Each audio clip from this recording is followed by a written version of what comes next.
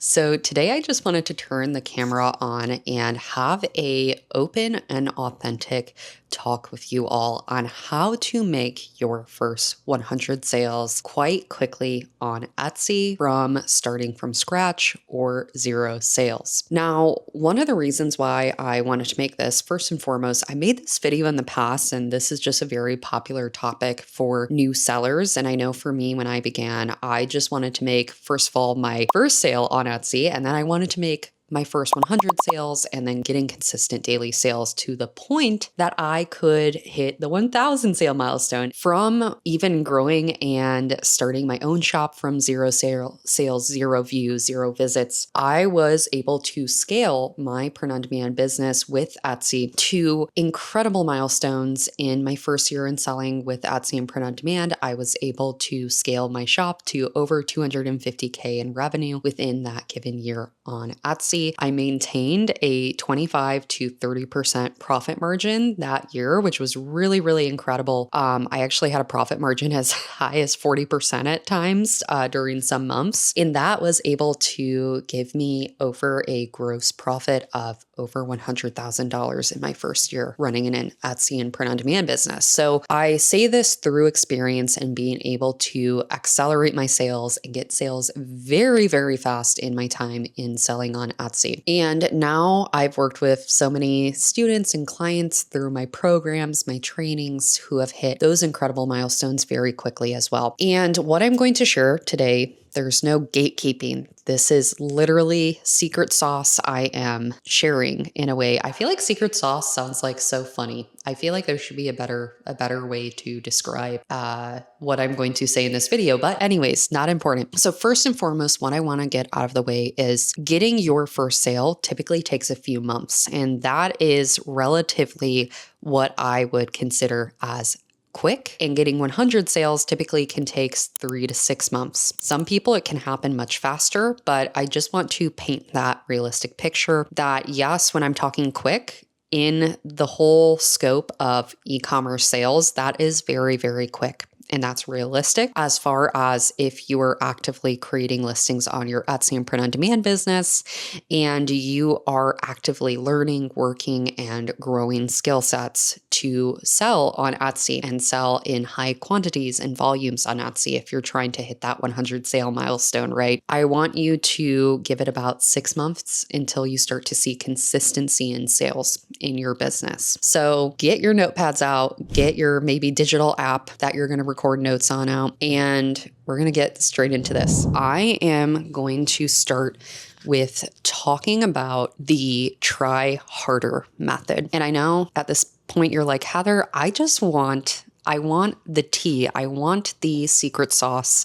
I want the tangible results, and I don't want these methods or things that you're trying to tell me about because I want to know, okay, just tell me what to do, right? If you are looking to do a Etsy and print-on-demand business, you need to, first of all, commit to this. You need to commit to building a Etsy and print-on-demand business and not put maybe your toes in and dip your toes in, so to speak, into the water. I want you to commit to this and act on it. You're going to have to try harder than the average Etsy seller. So what does that all mean? You may be asking at this stage as I'm setting my tripod and almost accidentally dropping it again. In trying harder than the average Etsy seller, this is called my try harder method, right? Listing consistently and listing in maybe a higher repetition and volume than the average Etsy seller. So here's the point of the video I want to tell you.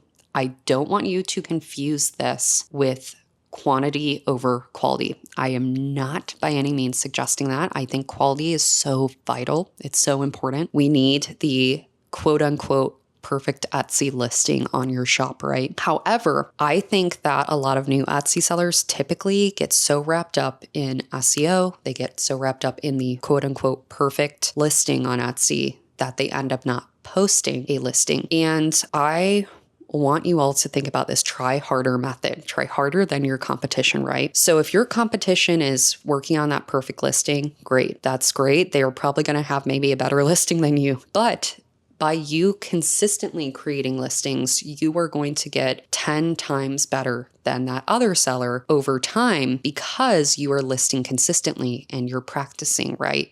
You're creating better listings at a faster rate than the other sellers. I know this is kind of counterintuitive in a way. It might feel like you're rushing listings out the door, but what I have found in working with countless sellers at the stage and studying some of the top 10 Etsy shops, if you look at the top 10 Etsy shops right now, you will see that they all have over thousands of listings. Sure, there may be one or two shops that might have maybe 10 to 20 listings, but typically a lot of those shops will deactivate the other hundreds of listings they've created in their time, because the reason to this madness is due to the fact that so many sellers are listing, they're creating, and they're testing out the market. They're seeing what the market wants. And if the other items don't sell, they will deactivate those listings. I don't recommend that to anyone who follows my content. I don't recommend deactivating listings within the first renewal if they're not selling. I think that listings, I personally have a 2 renewal cycle rule. This means for every renewal cycle, so that's 4 months on Etsy, I allow my listings to be on Etsy for 2 cycles. So that means 8 months that my listing will be on Etsy. If it doesn't sell in those 2 renewal cycles, I will deactivate it. So what I want your takeaway to be from this section and this segment of this video is that you need to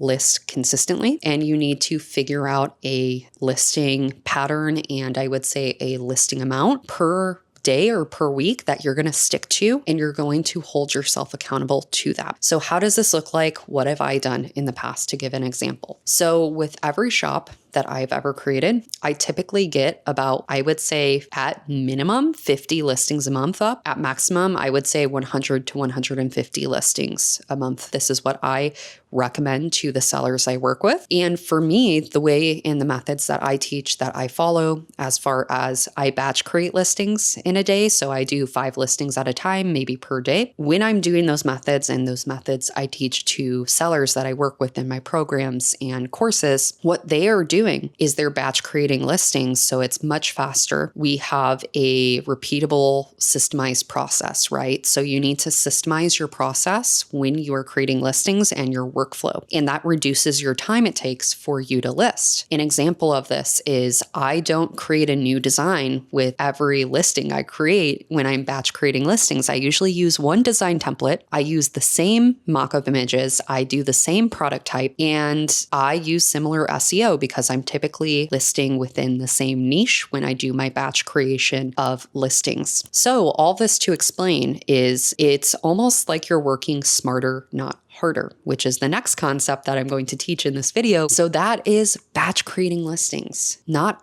overcomplicating your listings. So in the process of not overcomplicating your listings, what I want you to do is focus on, again, one product. What I recommend to any new seller is to become the master of one product in one niche first before you move on to the next one. What this could look like, again, if I'm going back to 5 listings a day, that could be that batch creation session. Maybe for the whole week, you're doing the Mother's Day niche or mom gifts, right? An evergreen niche area you can go into, and you're focusing on t-shirts. That would be focusing on one product type, one niche, right? And that is going to be your one thing you're going to master before you move on to that next thing, right? So if I am trying to get a high volume of listings up, a lot of sellers that I've worked with and I have been able to coach online through YouTube and working with people through my programs and things and events I host, typically what I recommend to new sellers is to work on maybe a daily basis of posting. So maybe that's just one listing starting out, just to kind of get a realistic pace going and creating listings consistently. For my more intermediate sellers, that's typically going to float to 2 to 5 listings a day.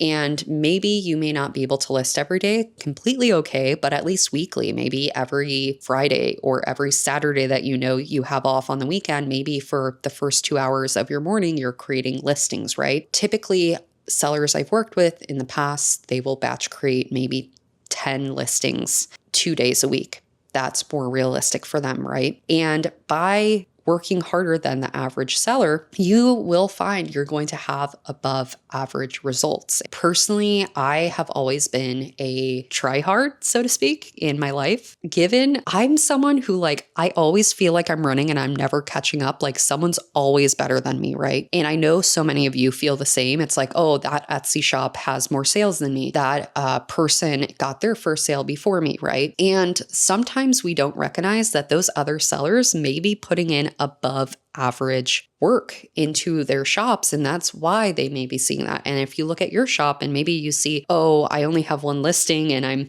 looking at this other shop and they have 100 listings, that could be the difference. And that's why it's really important to list and list consistently and work on your business consistently. So this last concept that I'm going to be talking about that really pushes people to getting sales fast is creating and finding their own unique footprint on Etsy. Now, what does that mean? Heather, that sounds so vague. What are you talking about by unique footprint? So unique footprint, what I like to describe this as, is having your own creative genius in a niche product type and design style. When you are first starting on Etsy, when you have a print-on-demand business, there are thousands of products that you can sell. This is where I see a lot of sellers maybe go wrong, as far as I think that when people start off, they might go into a product type or a niche that is just not their specialty. It's not their niche, so to speak. It's not where their skill set is. And what I mean by that is maybe you are designing for t-shirts, but your design talents, maybe you have the funniest phrases you're creating, but they're not getting seen on Etsy because you're in the wrong niche, you're in the wrong product type. An example I'll give you is I worked with a seller who, for the longest time, they were not seeing sales with t-shirts and sweatshirts. They kept creating. They created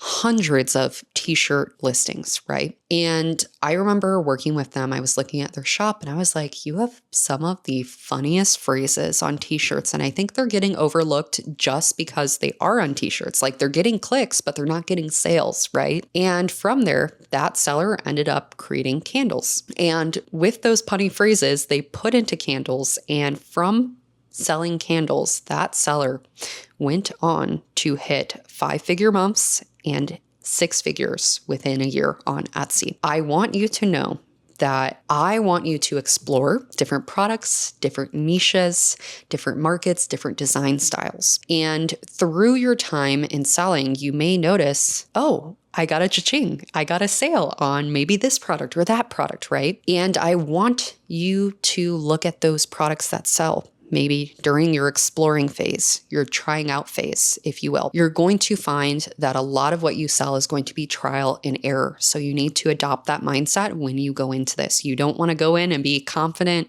overly confident everything's going to sell, because again, this is your experimental phase in your beginning of your Etsy business. So I want you to put on your maybe scientific goggles on your shop and experiment with different products, different designs, different niches.